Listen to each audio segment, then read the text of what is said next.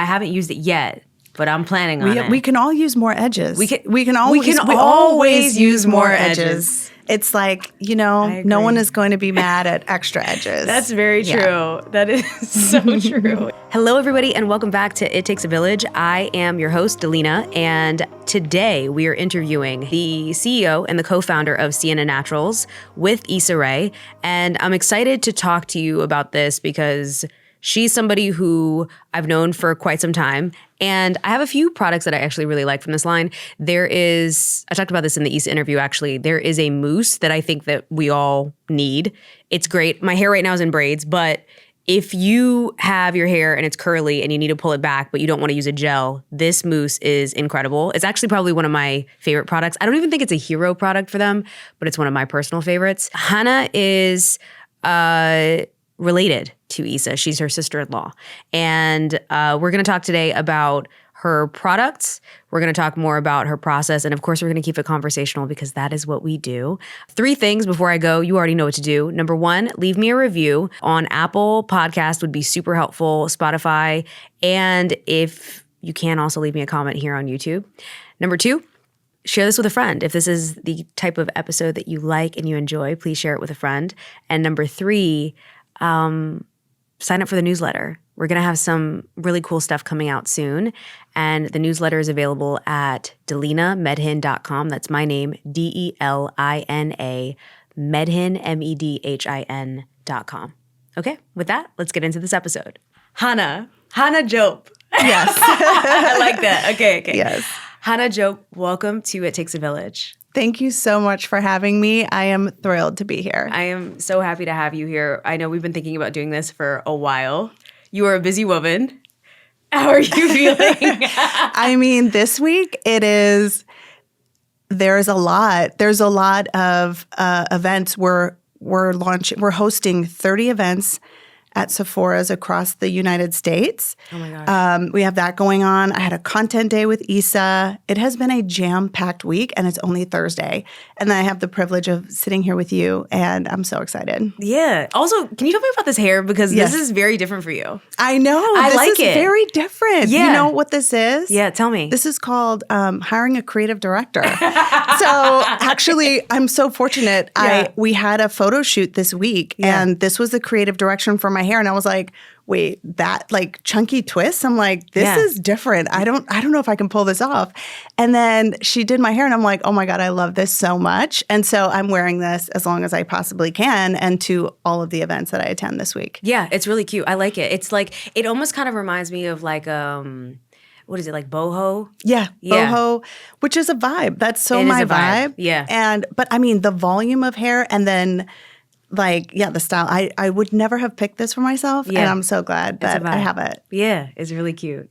Okay, so tell me about, I want to go like way, way back. I want to go like to like Howard University back. Ooh. Yeah.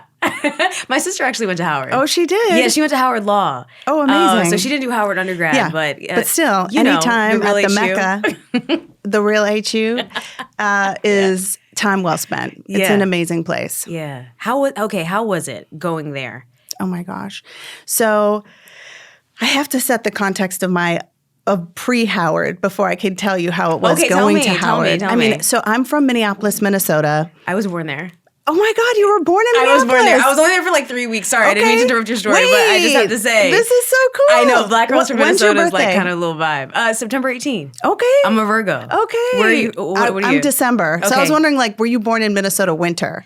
Seems like they got you out before the winter hit. They got me out. Okay. They got me out. Yes. Otherwise, you might have remembered it. It's so cold. Yeah. So I'm from Minneapolis, Minnesota. Okay. And, I grew up in an environment that, where people who look like me weren't always reflected. Definitely not. So my dad really instilled this idea of going to an HBCU in me. And so when we were applying for colleges, I applied to a couple of HBCUs. And when I got to Howard, I just remember thinking like, oh my God, there's so many paths for us. Like representation is so important. So it was, first of all, just going from Minneapolis to Washington, D.C., culturally and in terms of the diversity. It's such an international hub. That was incredible. And then on top of it, being in this collegiate environment where everyone still had the same, like everyone had way more diversity actually than where I was from. People from all different countries and backgrounds. What's really, for some people, kind of ironic is the fact that we were all Black sort of fell away and became a non-subject because we were all Black. It just didn't need to be discussed. Ooh. Or, I mean, there are people who are not Black that go to Howard, but you are the majority. The Black population is the majority. And so that was so freeing for me because I grew up in an environment where I was always, the Black girl on the swim team, the Black girl in the class, the Black girl, I had nicknames like Master Fro when I was a little girl. That's crazy. And, just always having to be different and othered. And so arriving to Howard University where I could actually truly seek out friendships purely based on common interests, it was so freeing. That sounds so cool. Yeah. Whenever I meet people who went to an HBCU, so I went to, people don't actually use this, but PWI, right? Yeah. Predominantly white institution, Mm-hmm. right? So I went to NC State. And so when I meet people who went to like Howard or like, we had A&T. I grew up in North Carolina. So, A&T was close by. And that was like one of our big HBCUs. It's like there's something really special about the experience. Yeah. Yeah. It is. And I think it's about just being a part of a majority too. Yeah. So, I get it now. Yeah, it's amazing. I listened to a couple things that you've said, and you mentioned that like you had a lot of allergies as a kid. Yeah, I had a lot of allergies and sensitivities. Yeah. And I think also my mom really wanted us to eat the healthiest we possibly could. Okay. So, and I grew up really living a wellness lifestyle. So I went to a naturopath and I was like taking remedies for all my sensitivities and allergies and avoiding certain allergens and ingredients. But my mom also wanted to make sure what we put in our body and also on our body was the healthiest. And so she would procure like our food, but also our personal care, our soap, and our shampoos and conditioners and toothpaste from the natural food store. Wow. And I think this other detail that is so critical as to why I started Sienna Naturals comes from the fact that I was a swimmer. Oh. Yeah. So I was on a swim team. I started swimming at the Uptown YWCA in Minneapolis at 8 years old. And I swam for 8 years. And in order to swim, coming out of the chlorine in the middle of a Minnesota winter, you have to wash your hair or it's just going to break off. Right. And it's going to become so damaged. So you have to wash your hair, and washing and conditioning and having to detangle and style my hair on my own in the locker room before I go upstairs, get ready, go home and do homework. I had that routine 3 to 5 days a week. I was constantly struggling with these products from the natural food store that were not designed for my hair type. And so that just planted this seed of frustration, and I actually really did not like my hair at all when I was growing up. I hated my hair. Yeah. And also it was so different from all of my teammates too. So you're just like, why do I have to have this hair? I want to have a swinging ponytail. I want to have hair that lays down and is straight and look like everybody else. I think especially around that middle school age, you want to conform. You don't want to stick out and be different. And so just those several factors and challenges really set the stage for me to become obsessed with hair care. Yeah. It's very interesting because also your texture kind of my density isn't the same as yours, but your texture reminds me of my texture. So and I know that your line also is really cool because when I think about curly hair, a lot of times our texture isn't really represented. It's typically the looser flowing curls where they're like, okay, this is what you need to do, and then you need to scrunch them, and I'm like, no, I need to actually just define them, but I don't need them to be separated and perfect because it's going to turn into a fro anyway. Right. You know what I mean? Yeah. So yeah, that's kind of what got me interested in, especially in just looking at the line. I was like, okay, this actually seems like it might work for my hair. By the way, the mousse is amazing. Oh my God, I love the mousse. I love the mousse. Yay! It's so special. There's something about You know like what it is? What is it? It's like a gel. It's like a gel and a mousse in one. Yes. Aloe vera. Okay. Aloe vera is the first ingredient in that product. Yeah. And so aloe vera juice really helps form the curls, but then also provide that more like gel feeling to it versus just using water alone. Okay. So it's an aloe vera based gel. And that's one of the that's why key it feels like distinctive factors. The other thing too, for all of our curling products, we use this plant cellulose technology that's different. Most curling products use PVP-VA copolymer, which is like basically plastic. It's a vinyl, it's plastic derived, and it really coats the hair. It adds the shine, it adds the control, and it coats. So it gives you that like smooth curling factor, but it builds up on the hair a lot. And we don't formulate with petroleum-based product. And so this plant cellulose technology, which is so incredible, actually performs in a superior way. And so you're also getting this what we call curl memory enhancement. So it helps your curl like remember its curl pattern. If you're someone like me that has it all the ways, I heat straighten my hair, I might wear chunky twists. Yeah. Where curly, like it also really helps to reform your natural curl pattern so you have that more uniform curl. Okay. Even if your ends are a little damaged. Okay, that's cool because that's definitely me. Like mine in my area of problem is like that center front bit. Yeah, it's like because it's like that's where I put the heat on it. Yes, okay, you know what I mean. Yeah, so it's like that's the one where it's like it's not actually curled. Like it just kind of like starts to do like this like it's like a curl, then it turns into a wave, and then like absolutely sometimes a little bit straight. Right. Yeah. Do you do like a silk press? Are you doing like a weave with a leave out, or like what's your preferred go-to straight style? I am like you. I like to experiment with hair. Yeah. Like I'm always doing something different. Yeah. I mean, I do leave out. I'll do like you said with a full weave. I'll do silk press. But I don't really love a silk press on me because my hair is so fine. So I like to add volume to it. Yeah. You know. Yep. Braids. I mean, I love some straight I love back your braids. Thank You always. I remember like watching you on Instagram, being like, "All right, it's 11 p.m. I need to get braids in New York City." You're like, "Where am I going?" And you found a shop. Yeah, literally. It's like, listen, it's like getting braids is like it's so special. Also, LA is a little tough with braids.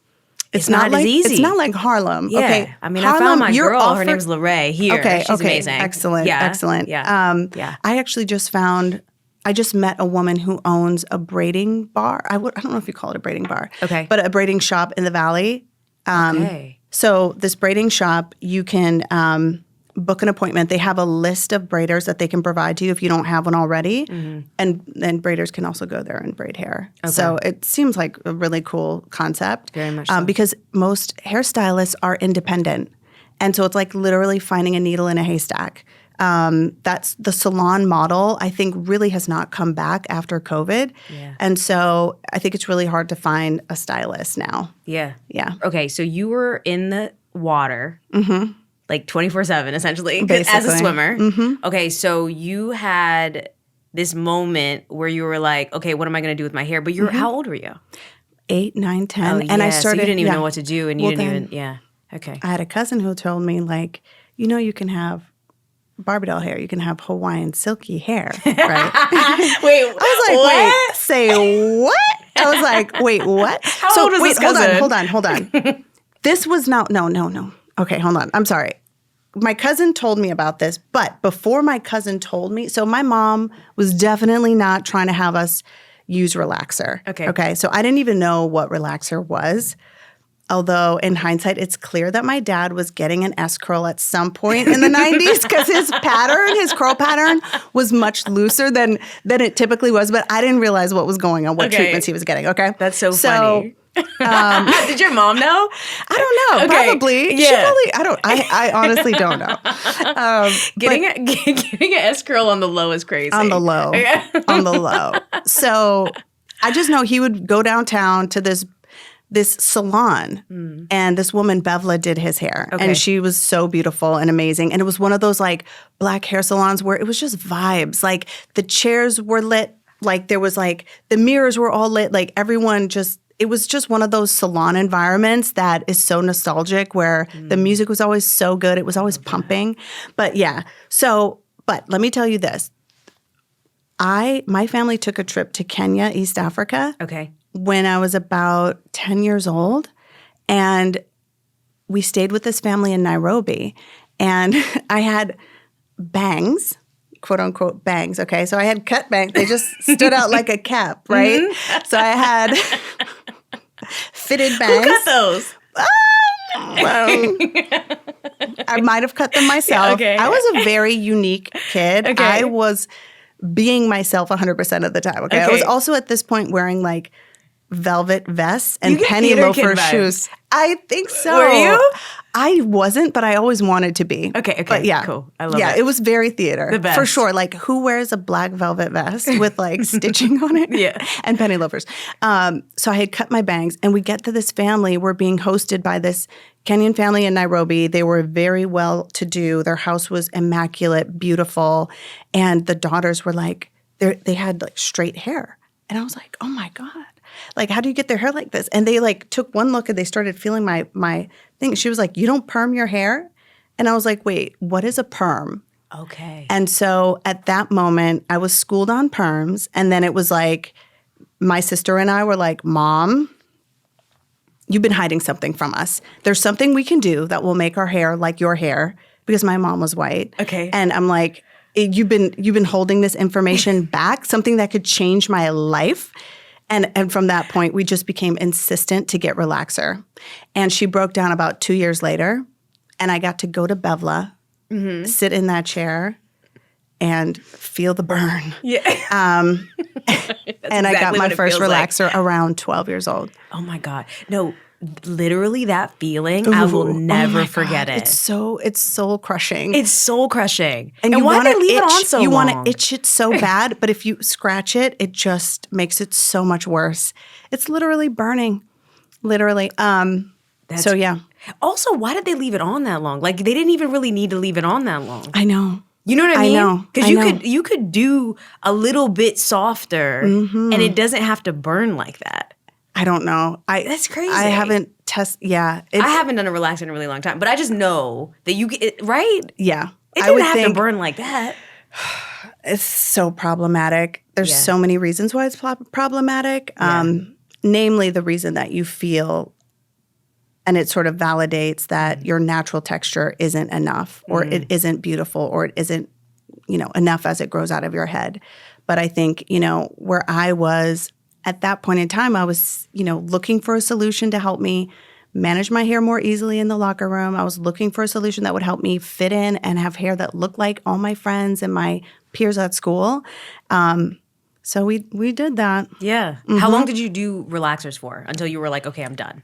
Until I got to Howard University. Oh, wow. Yeah. Wait, Howard made you want to not? Made you go natural. Really? It's so interesting. There's there's like, what do you call it? Folklore. Yeah. Legacy. Okay. When you get to Howard your freshman year, like, you stop relaxing your hair. So many of the women that I went to college with, young women, we got there and we like decided to go natural. Whoa. So everybody's doing it at the same time? Most people are doing it at the same time. Okay, so is there like that awkward, you know how you have to like cut off the ends? Yeah. So is everybody doing that like at the same, are you going to hairstylist? Are you doing it at home? Like, what's happening? So I will tell you, I was not doing the best job. Okay. I was literally, so Howard University, honey, these girls come to school. Yes. Okay, dip down to the nines. I've heard. Okay, the shoes, the belt, the bag, the dress, the outfits, like people dressed up for college.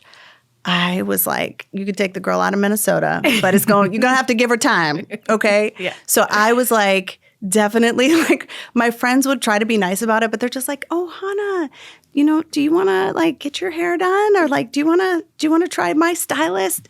So I struggled a little bit. Okay. But it was a lot of just like slicking back the bun. Got it. Looking fuzzy, looking frizzy, really looking like maybe more of like a typical Midwestern college student. Okay. But at Howard University. Right. Okay. That's good though. Your friends like kind of slowly started to walk you into it. And it was cool because it wasn't like, I didn't feel like I couldn't make friends with everybody still. Like, it was just one of those freeing moments. Like, that is the beauty of Howard University. Okay. You really can show up as yourself. Yeah. And so. Yeah, that's amazing. Okay, so you finish at Howard. then you go on. Did you start working at McKinsey right away? No, after Howard, I worked at a bank in New York. Okay. I worked for an international bank called HSBC. Okay. Yeah, it's a British bank. So I worked there and I did like a management training program. Okay. I entered into this sort of general program on the commercial side of the bank. So not investment banking, but the retail and the commercial arms of the bank, and did like a general management rotation. But what was really cool about that is we spent 2 months as part of our training in England. Oh, nice. On like a campus where that was just dedicated to the bank itself, where they just taught all the trainees from around the world all together. Okay. So it was so cool because it was like this extension of college, but I got to meet with the management trainees from Hong Kong, from London, from India. Like everyone was coming together. And so it was a really cool work experience, to be honest. At that time, did you know, because I know your undergrad was in international business, right? Right. So like at that time, did you know that you wanted to start a business? Like what were you thinking at that moment? I was always like, I am going to get out of Minnesota and I'm going to go somewhere else. I'm going to go far. I also studied Japanese in undergrad. I had never been to Japan, but I was like, I just want to go international. I want to go far. That's so cool. So, okay. Broad brushstrokes. Yeah, you knew you wanted to do something big. You're like, okay, something big. You went also to grad school. Yeah. So after the job, I sort of, I think when I was really where I was in New York City, I was sort of looking around like, what are people doing to get ahead in their career? Like, what does a typical career path look like for a successful person? And my college boyfriend was working on an investment banking trading floor. And so he was really smart. He would review a lot of the graduate school a lot of the hires, like he kind of would review people's resumes for hiring. And so I was like sort of looking over these resumes with him and I'm like, I saw this pattern of like, okay, a lot of these people started off in like a management training program, did that a couple of years, then they move on and they go to graduate school. And like, okay, what kind of positions did they have to get into these top graduate schools? So I sort of like figured out the playbook. Okay. And at that time, getting an MBA was definitely like a very clear path to future success. Okay, got it. Okay, that's cool. So you were like very focused. You knew you were like, listen, I'm going to make some money in this lifetime. I was like, oh yeah. Once I have the vision, I will execute on the vision. Okay. So I've always wondered, do you feel like business school is actually helpful? Because there's so many people who start a business and don't go to business school, and then there are obviously a lot of people that do. Do you feel like, looking back now with the expertise and the success that you've had, do you feel like business school helped? Absolutely. Okay. 100%. But I agree, you don't need to go to business school in order to start a business. And there's so many career paths out of business school. I don't know what the general population rate of like going into entrepreneurship is, but I imagine it's probably pretty small. Okay. But at business school, I think one of the most valuable aspects of it for me was building this network of people who know a lot about you from either being in a class together or being in like clubs together, going on trips. We did so many trips together. Okay. And you just have all of these sort of like mini life simulations, right? Like, is this person smart? Can they do this? Are they good to get on a study group? Is this person someone that, when we're doing a trip, like we're going to find the best restaurants or whatever, just like you have all these mini experiences and it really helps to cultivate a network. Okay. And that network has been critical to me in building Sienna Naturals. Okay. I know when you've mentioned before, like some of the investors that you've had have been from those business school relationships. Yes, absolutely. So like, okay, can you give me an example of like how to pitch someone if you're interested in getting them into your company or like wanting to have them? Because I feel like people are like, it's so funny. This is reminding me of, I was just on a call with like my family and it was a random call about like, basically we started talking about a possible business opportunity. First time my family has done this as a group. Okay. So how many people are on the group call? So there's like and 8 how or many 9 generations? people. Like generations. Okay. How many? Like, okay. Two, So like three? we have like one of my oldest uncles, and he's like almost 90. Oh my goodness. And he's on it. And then you got that. like, I would say probably the youngest ones are like maybe, we didn't have CM and them on. Maybe it would be like my sister and I, so probably in like mid 30s, So it's like, there's like a mixture of people, but it was interesting to me because I was watching this guy give a business plan, and this was in Tigrinya, in like our national language in Eritrea is Tigrinya. And so like, but I'm watching his body language. I'm like, this guy is not serious. Like, you know what I mean? Like I'm making my own assumptions just based off of that. And like, and in my thought was, okay, I just wanted to ask you, because I was like, listen, you have to have these like thoughts of what is the other side thinking. You know what I mean? Yeah. When they listen to you, and are they just paying attention to what you're saying, or are they looking at like your conviction? Like how do we pull up? How do we pull up? I'm gonna tell you how I decided to pull up. Okay. So I am a very long-winded person. You're gonna hear a long route, but I'm going to get you where we need to go, hopefully. So when I was at Howard University, I feel like they very much trained us for the corporate world. Like you will come out a corporate soldier. And corporate culture can be very tough, right? It can be very aggressive, very tough. And you need to have a certain understanding to survive that environment. For me, going into entrepreneurship, I didn't want to have that assumption or bring that pretense into my business. So for me, my approach is always to be very genuine. I want to be able to have like a very frank conversation with you and be very honest and very real. So because investors, it's a scary thing, I think, to actually accept money from friends, family, institutional investors. And I really want people to know me and know who I am. And I want to have a rapport of trust, because I need to be able to have like a very direct conversation. And I think sometimes to survive in corporate, you need to have all of this sort of flowery language, all of this sort of like corporate speak, if you will. But like when it comes down to the come down and it's my business that I'm starting, my blood, sweat, and tears has gone into my sacrifice, all the sacrifices. Like, I need to trust you. And I want you to trust me too. And so that's my decision I made, is just I'm going to keep it very real with you. And if we're a fit, we're a fit. If we're not, we're not.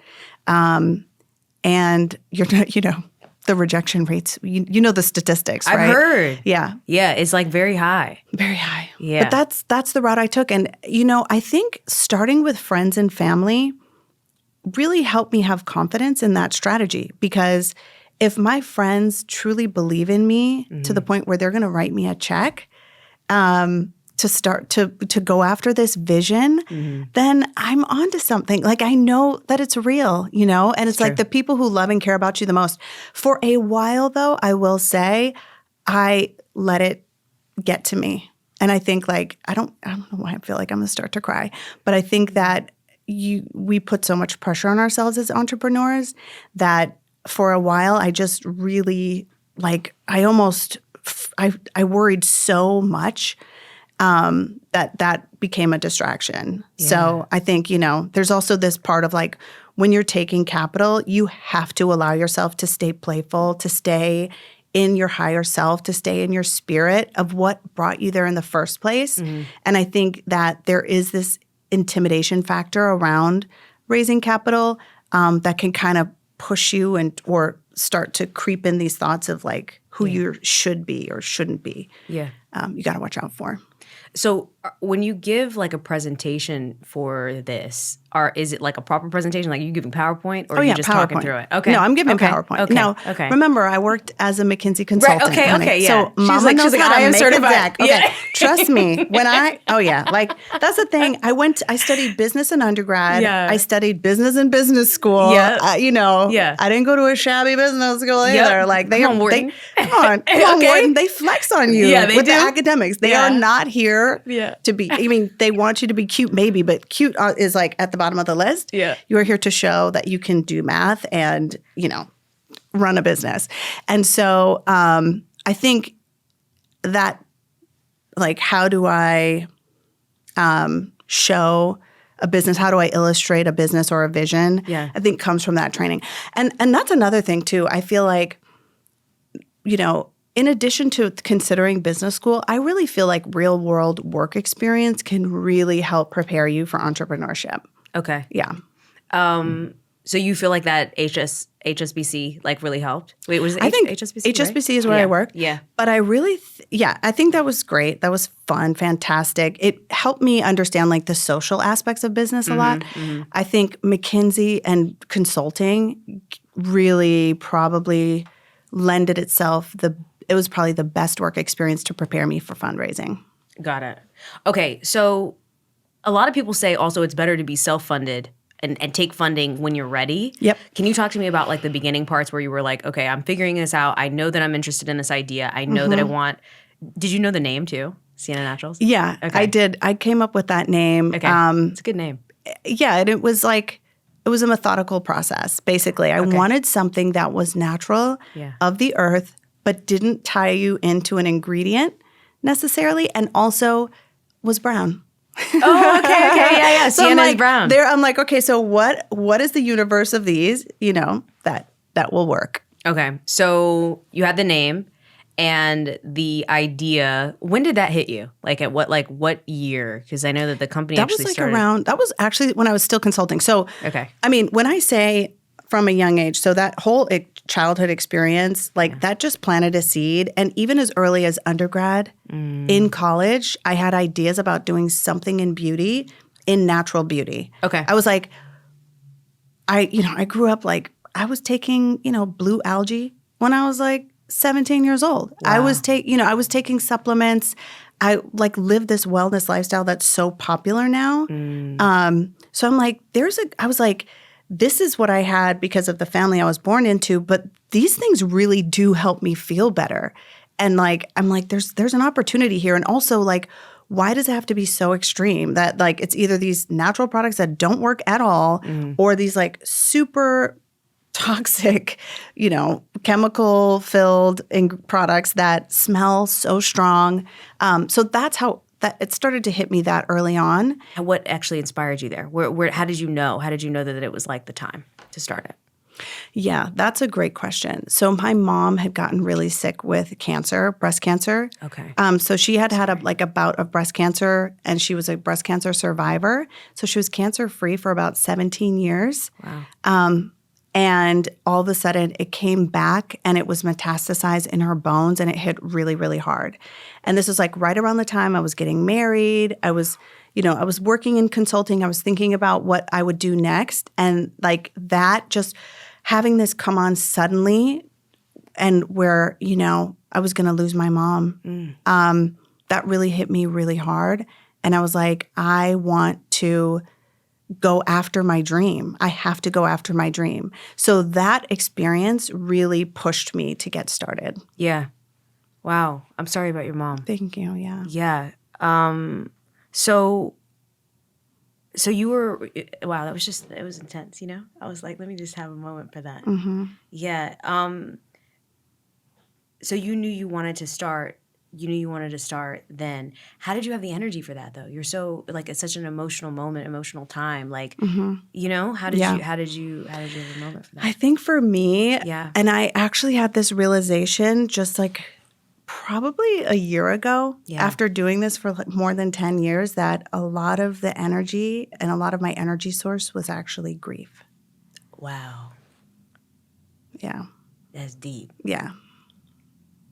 What did you do with that when you found that out? Well, so then I realized that grief can be channeled in many different ways. And I think it's actually a healthy way to channel grief into, a business venture. Yeah. But it creates this, mentality of it's never enough. It never really ends, It's but that kind of work ethic it works for entrepreneurship. There's always a point. There's always pain. It lends itself. It lends itself to the gig. Yeah. So, but I was like, one thing I had to sort of, when I had that epiphany, I was so grateful that I was able to channel it in that way. But then there was also this other side where I was like, I want to make sure I'm still feeling so much joy in what I'm doing.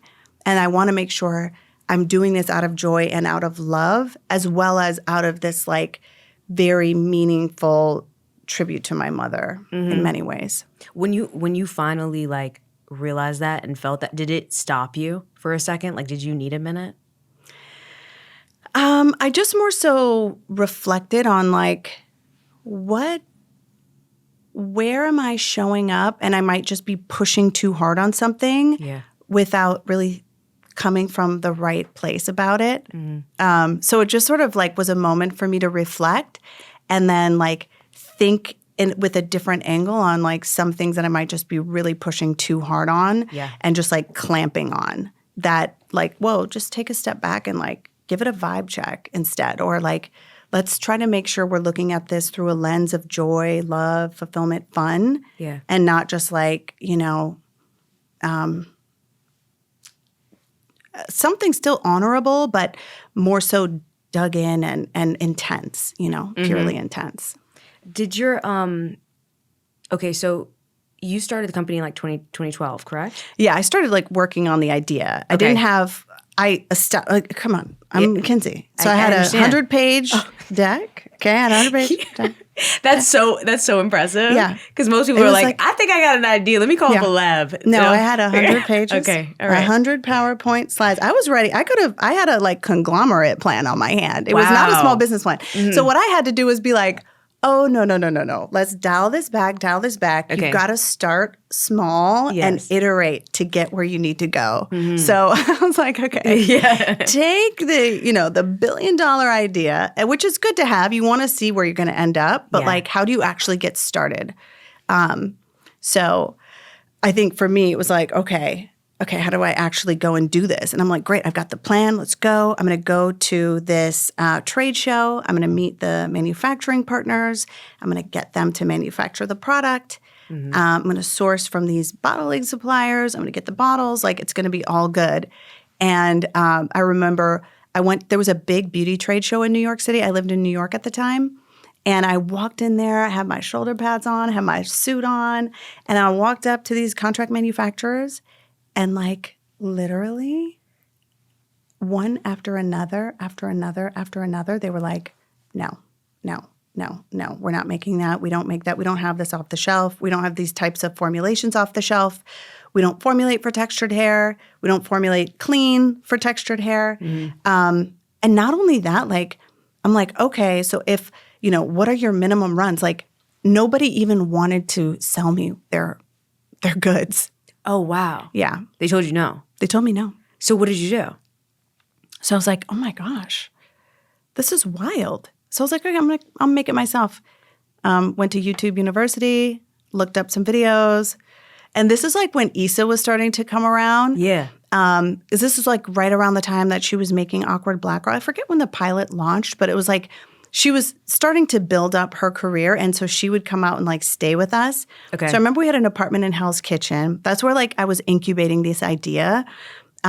Wait, hold on. How did you meet your husband? In business school. Okay. Okay, got it. Yeah. All right, perfect. Yeah. Okay. So we didn't start dating though till the end of business school, basically.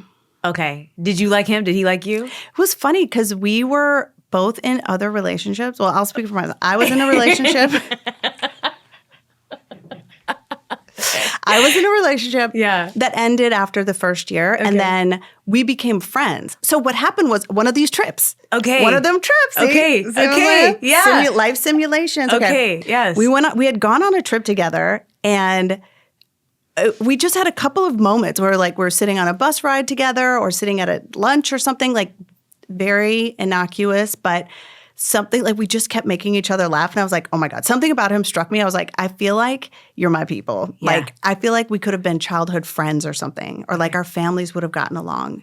That was the vibe. That was what I got from him. So we just became friends. I love that. Yeah. Okay, cool. Okay, so fast forward back. We're back in New York. Yeah. And you're living in New York. Track, honey. Yes, I'm sorry. Keep me on track. So we're back in New York. You and your husband are together, and then this is Issa's brother. Okay, so that's why she was coming to stay. She was staying with you. Staying with us. Okay.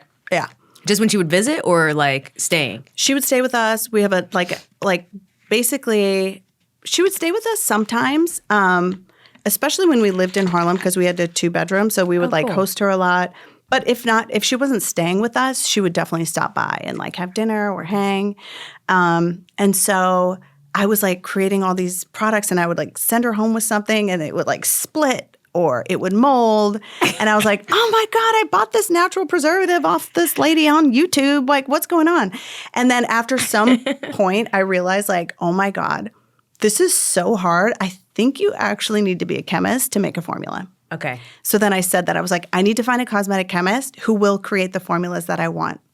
Okay. So you found one? Within about a week of saying it out loud. I love that. I went to this New York Fashion Week fashion show, which was fabulous. And I met these women, and one of them was like, my cousin is a cosmetic chemist.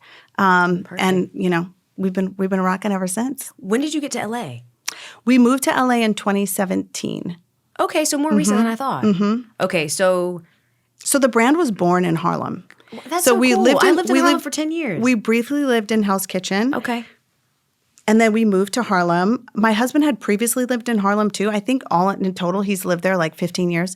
Okay. We live like right close to Little Senegal. Oh, yeah. I love Little Senegal. Was Les Ambassade there? Yeah. I love that restaurant. Yes. It's like so my favorite good. restaurant. So good. Yeah. Oh my gosh. The food is so incredible. So good. We love Senegalese Yeah, food. yeah, So we lived in Harlem, and that's really where I started. I think I had met the cosmetic chemist shortly after we moved there, and she would come up and formulate in my kitchen with me like every Saturday, or I would like take the train out to Newark, New Jersey, and we would go to the library and we would study like formulation, technique. And I will just also say, like, I was not only just trying to create product for textured hair for Black and brown people, but also to solve certain problems. There were certain problems I really wanted to solve.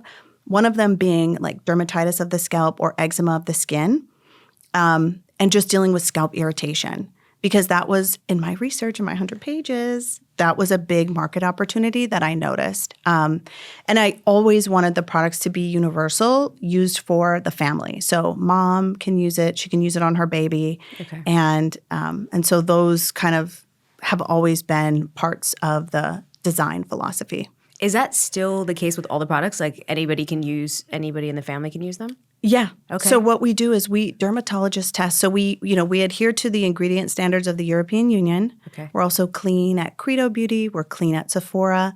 And we also dermatologist test every single product before we sell it. Yeah. Which we use more than 50 human subjects, and we use a repeat insult patch test. And that basically says that this product is safe for sensitive skin. Okay. It's also safe for eczema girls, right? Yeah.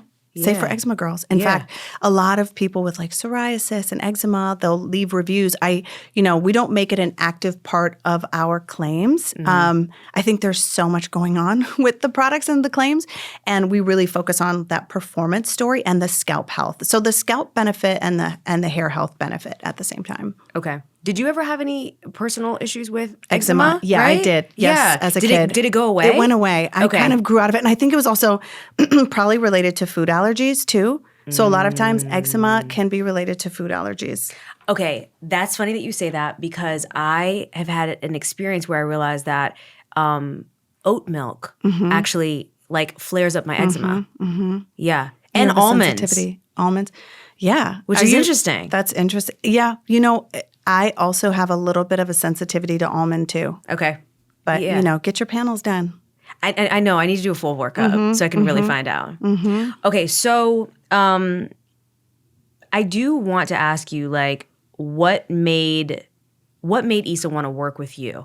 And what made you want to work with her? Because I think I'm interested in the reason why, because like obviously you're already family, but also she has other projects going on. I know you have like this is your baby. Like what made you want to share your baby? Trust me, I am somebody.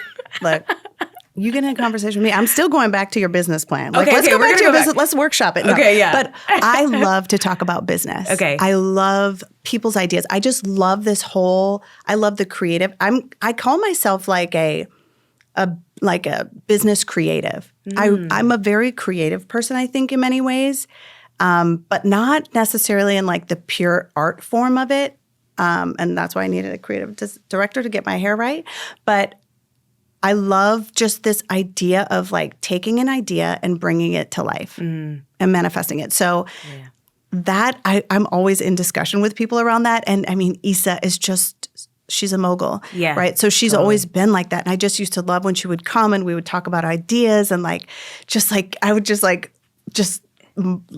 loved talking with her about her dreams and her ideas and thoughts. And similarly, she also is such a champion of entrepreneurs and creators. And so she also would be like, oh my God, what are you working on? Yes, you need to do that. You need to do this. You need to make a scalp oil. What is up with the body cream? Like, come on, do this. Okay, this is what happened. You need to fix that. And so she was constantly giving feedback because she's also just naturally passionate about that. Yeah. And so I think that's where we just sort of gelled and vibed on that. And then I think too, for me, in business school, I took a class called Family Business. Okay. Which I just think there's something so powerful. Like family is not necessarily an easy dynamic to navigate, right? But I do think that those are the people who are most invested in you. And if you can go into business together and work together, you can create something really special. So that's beautiful. Yeah. Yeah, no, definitely. I agree. It's it's very easy to talk. Even as a makeup artist, I would sit and talk to Issa about things that I was working on or whatever. It's just it's a very easy conversation. So I know exactly what you mean. Yes. And it sounds like she's always hyping you up to me. I remember that. She's like, you got to meet my girl, Delina. She has this idea. You got to, It's so cool. You've got the bug. Thank you. Yes, I know. We're all similar. Yes. Yes. Okay. So, all right. Okay. Are we going to go back to the business plan? Let's go back to your business plan. Okay. So, all right. I think that as a creative and as a business owner, I feel like that's probably one of the scariest things to do is to share your business plan with somebody else. Was there hesitation ever with that? Or were you just I can just keep building this and then I think myself? I feel like, you've had somebody rip off your idea, rip off your thing before, right? And you're like, oh, that didn't feel good. Yeah. That sucks. So I think you have to be prepared that is probably going to happen. But here's the thing. Every brand is so unique. And the set of circumstances that informs why a brand founder, especially in beauty, most beauty brand founders start a business based on a painful childhood experience. And it's very specific and unique to them. And so I think no one is really going to be able to copy what you're doing because they don't have that experience. And I think the more you can create a brand that speaks to its DNA, which is why it was started in the first place, what are the elements of the composition, and be consistent with that, I think you can protect your brand from imitators. And I've seen a few. Yeah, I can imagine. How many people work at Sienna Naturals now? Full-time, we have 3 employees. Wow, you guys are doing huge things. That's amazing. And we have some contractors that we rely on and third-party vendors too. That's really cool. Okay, so I love it. Lean and mean. Lean and mean, honey. You know what? It's so interesting. I love it. I really think that you can get a lot further with less and just the right people. Okay, how do you know how to hire somebody? What do you look for? Well, I think it's changed, honestly, over time. Okay. But I think there's a lot of mistakes that I've made, and I think a lot of entrepreneurs make, and I think hiring is really, really difficult. But that being said, I think I used to try to hire where I thought I had blind spots or where I lacked actual experience. So okay, I'm going into beauty. I don't have a beauty background, so I need to bring someone who has a beauty background, just generically and hypothetically. Not saying I did this exact thing, but okay, let me solve for someone who, if I'm starting a lipstick, created lipstick or ran a lipstick brand. Okay, there's a lot of issues with that mentality because somebody who ran a lipstick brand probably worked for a Fortune 500 company that was massive, had a ton of resources, was directing a ton of resources, had agencies at their fingertips, had consultants at their fingertips, was probably not actually doing a lot of the work themselves. They were more project managing a number of different people.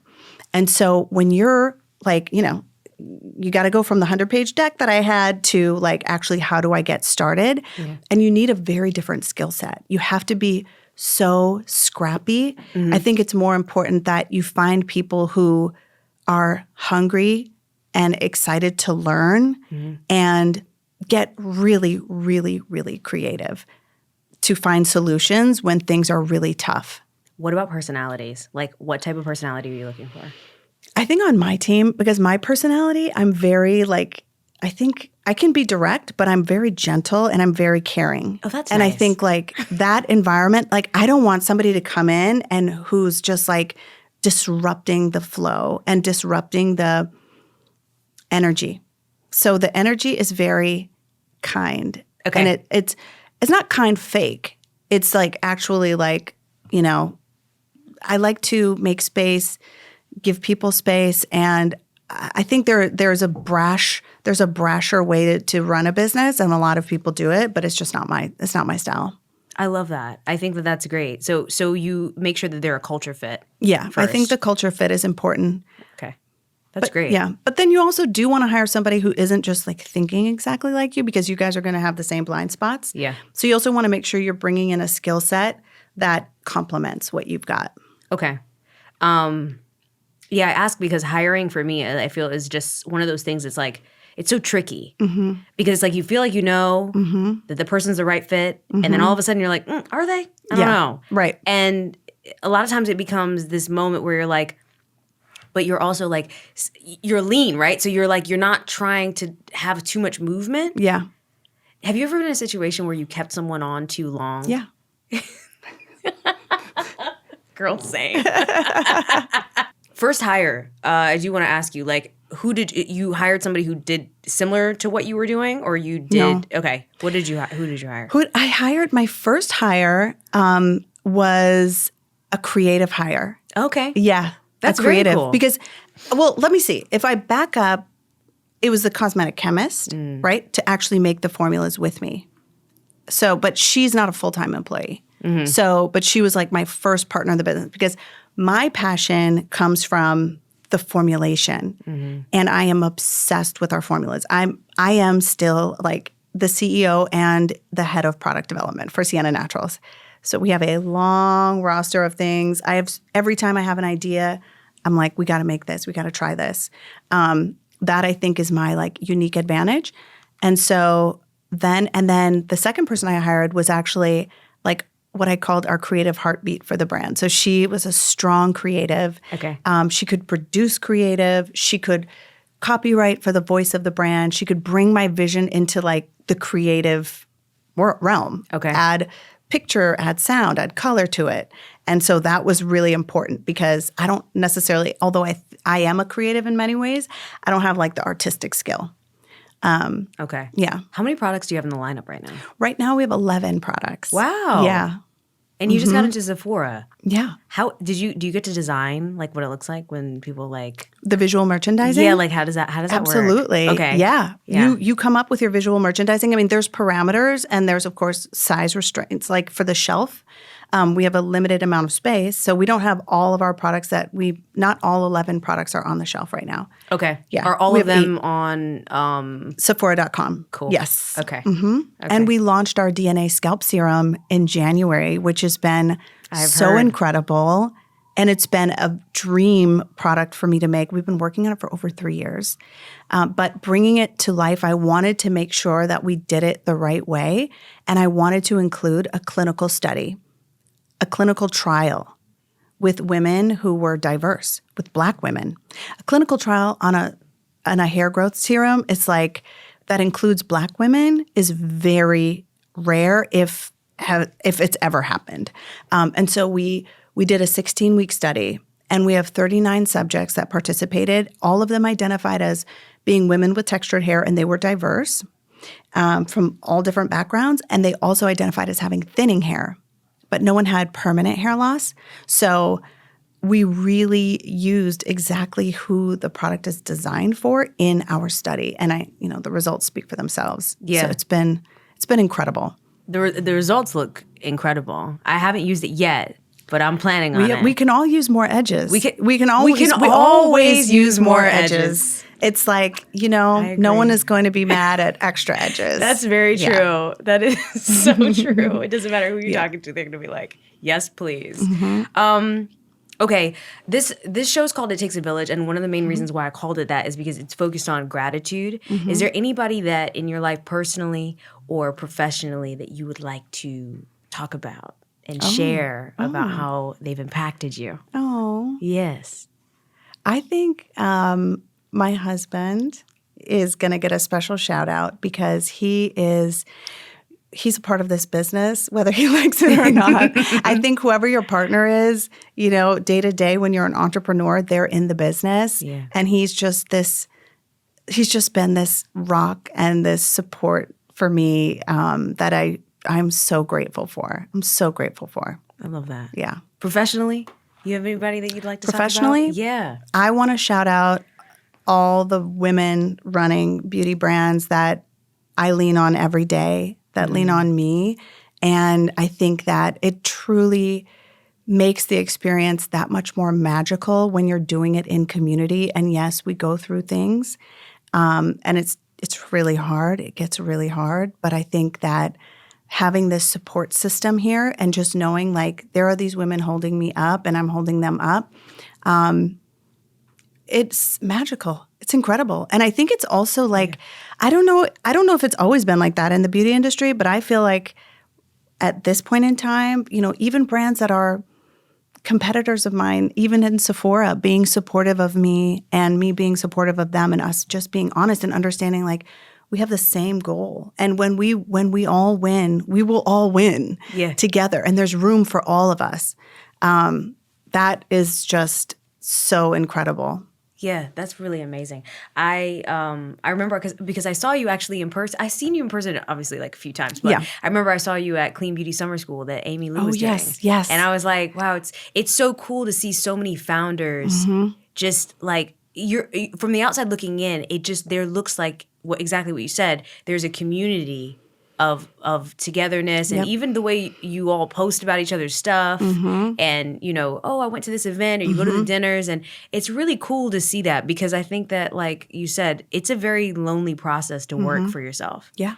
And there's a lot of like those solo conversations that you're having and being like, okay, what's going on? Is it worth it? Right. Why do I want to do this? Why am I doing this to myself? Yeah, why am I doing this to myself? Is there anything that like you can say that you say to yourself in those moments, like where it's like when it is tough and you're like, what do you do? Like, is there a routine that you follow that day when you're like, oh my gosh, like I'm really feeling it today? What do you do to get yourself I go to yoga. I go to hot yoga. Yeah. Hot yoga. I'm an intense person. I need swimming too. It's like that was my sport I was raised on. You're just in the water. You're holding your breath and you're counting. What are you doing? You can't listen to music. You're listening to the waves. You're listening to your rhythm. So it's like very much in your own head. What I love about yoga is like it gets me out of my head. It really gets me out of my head. It's like a moving meditation because I think sitting and meditating is really challenging for me. But yoga gives me this moving meditation, and I find that I've by the end of class, created space for myself, and it's amazing. I love that. That's beautiful. I love yoga too, especially hot yoga. Yes. Okay, we need to go to class down. Together. Okay. I don't want to propose it unless you want to propose it. I would but love let's do it. Yeah. Okay. All right. Where can everybody follow you, and where can everybody follow the brand? And also, where would you like to direct traffic right now? Is D2C better? Is it better that they buy directly from you? Like, what do you want? I think that, support us where we are. I really am so excited for the Sephora relationship. I really love their model and how they work with brands. Okay. Support us there. Support us on D2C. Of course, D2C is great because then, we'll have all your data and we'll be able to leverage that to inform our product development and we'll talk to you a lot. We'll reach out. So that's great. I am at Sienna Naturals on Instagram, on LinkedIn, on Facebook, and TikTok too. And TikTok too, yes. And TikTok. And then at Hannah Diop on Instagram and TikTok. Okay, perfect. Well. So they can buy siennanaturals.com or sephora.com. Yep. Thank you so much for being here. Thank you for having me. This was amazing. This is amazing. Thank you so much for listening and for being a part of my village. Please leave us a review, and I will see you in the next episode.